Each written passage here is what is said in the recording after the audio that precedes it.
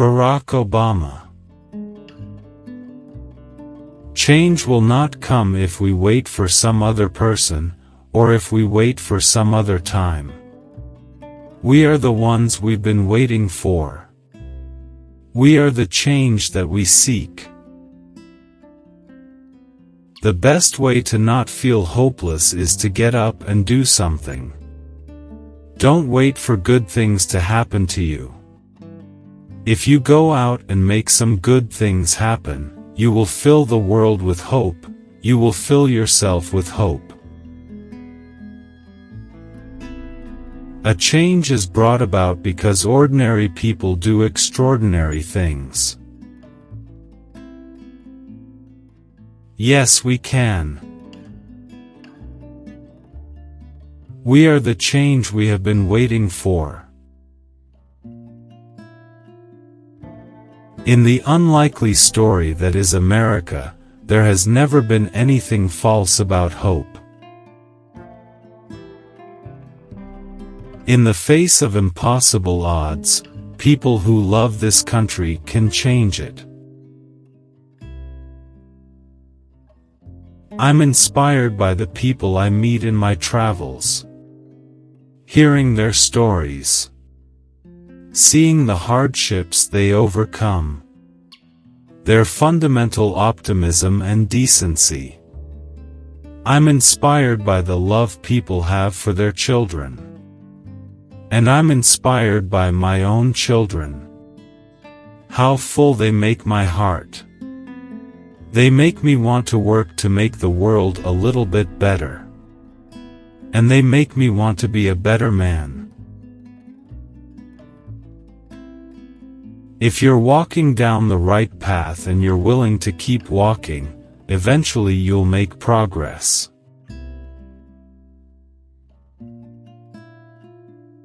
If there's a child on the south side of Chicago who can't read, that matters to me, even if it's not my child. If there's a senior citizen somewhere who can't pay for their prescription, who has to choose between medicine and the rent, that makes my life poorer. Even if it's not my grandparent. If there's an Arab American or Mexican American family being rounded up by John Ashcroft without benefit of an attorney or due process, I know that that threatens my civil liberties. And I don't have to be a woman to be concerned that the Supreme Court is trying to take away a woman's right. Because I know that my rights are next. It is that fundamental belief, I am my brother's keeper. I am my sister's keeper. That makes this country work. There's not a liberal America and a conservative America, there's the United States of America. We don't ask you to believe in our ability to bring change, rather, we ask you to believe in yours.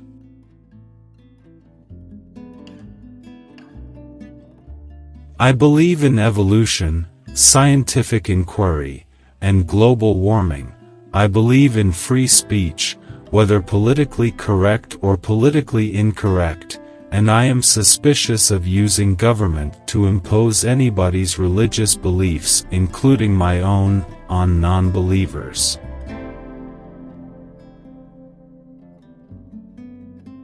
What I've realized is that life doesn't count for much unless you're willing to do your small part to leave our children, all of our children, a better world. Any fool can have a child. That doesn't make you a father. It's the courage to raise a child that makes you a father.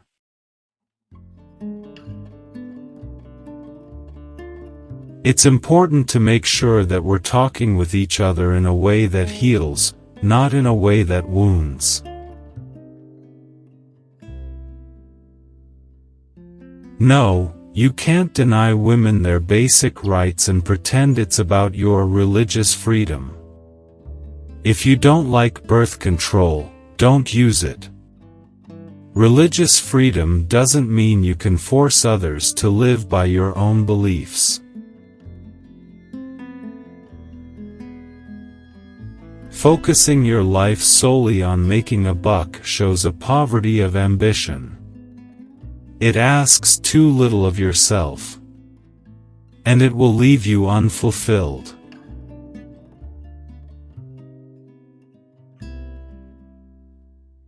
Making your mark on the world is hard. If it were easy, everybody would do it. But it's not. It takes patience, it takes commitment, and it comes with plenty of failure along the way. The real test is not whether you avoid this failure, because you won't. It's whether you let it harden or shame you into inaction, or whether you learn from it, whether you choose to persevere.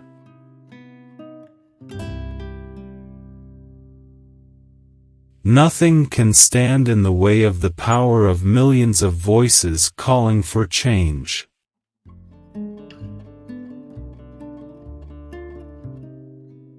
The worst thing that colonialism did was to cloud our view of our past. Why can't I just eat my waffle?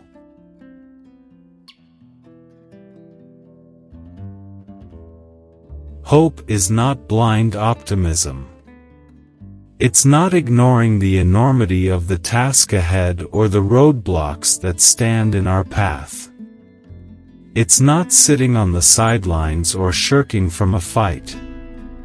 Hope is that thing inside us that insists, despite all evidence to the contrary, that something better awaits us if we have the courage to reach for it, and to work for it, and to fight for it.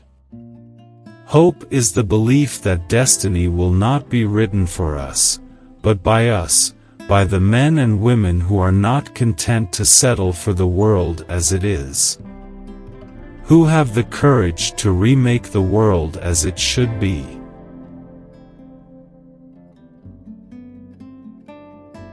I have always believed that hope is that stubborn thing inside us that insists, despite all the evidence to the contrary, that something better awaits us so long as we have the courage to keep reaching, to keep working, to keep fighting.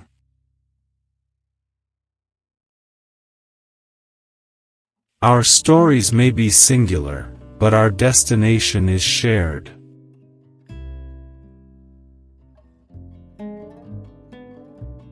The study of law can be disappointing at times. A matter of applying narrow rules and arcane procedure to an uncooperative reality. A sort of glorified accounting that serves to regulate the affairs of those who have power, and that all too often seeks to explain, to those who do not, the ultimate wisdom and justness of their condition. But that's not all the law is. The law is also memory. The law also records a long-running conversation. A nation arguing with its conscience.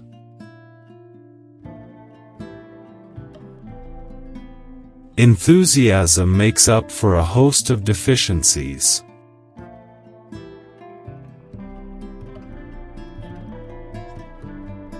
You can't let your failures define you. You have to let your failures teach you.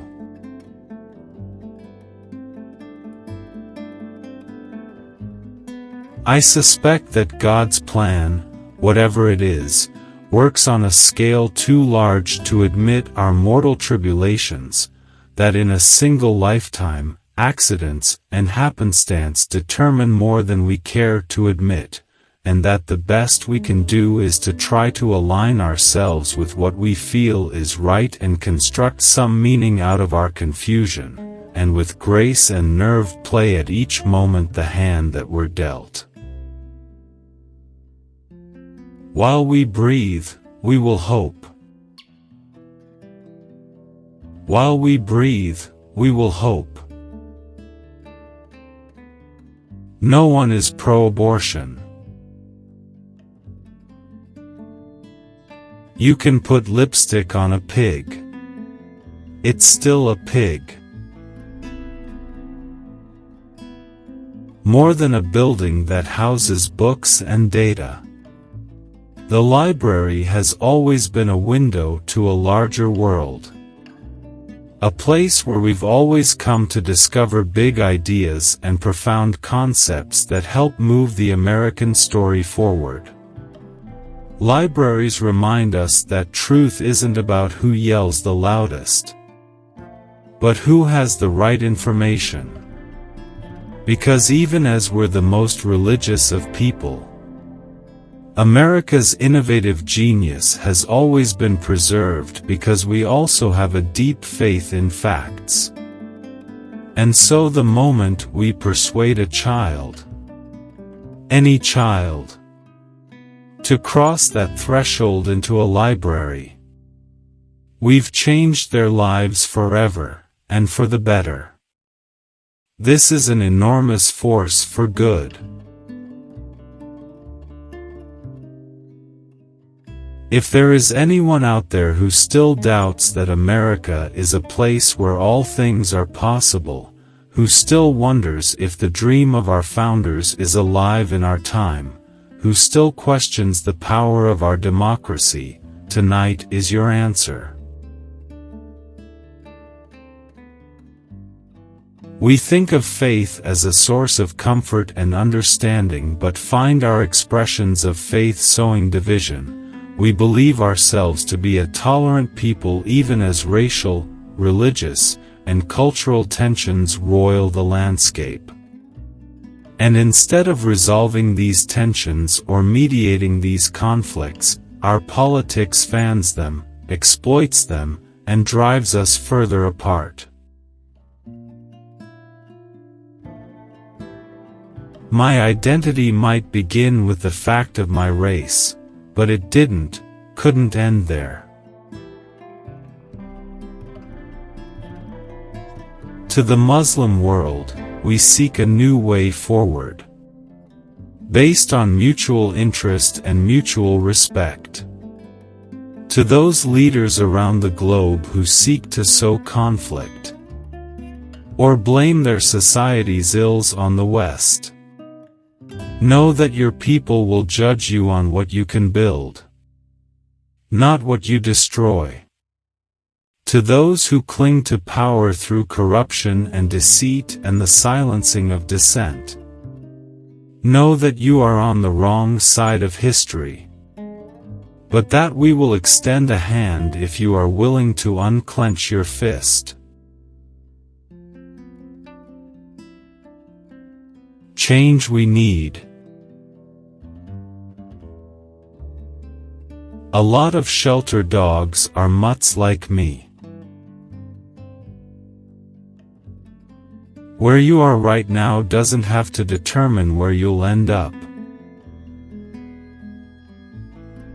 Someone once said that every man is trying to live up to his father's expectations or make up for their father's mistakes.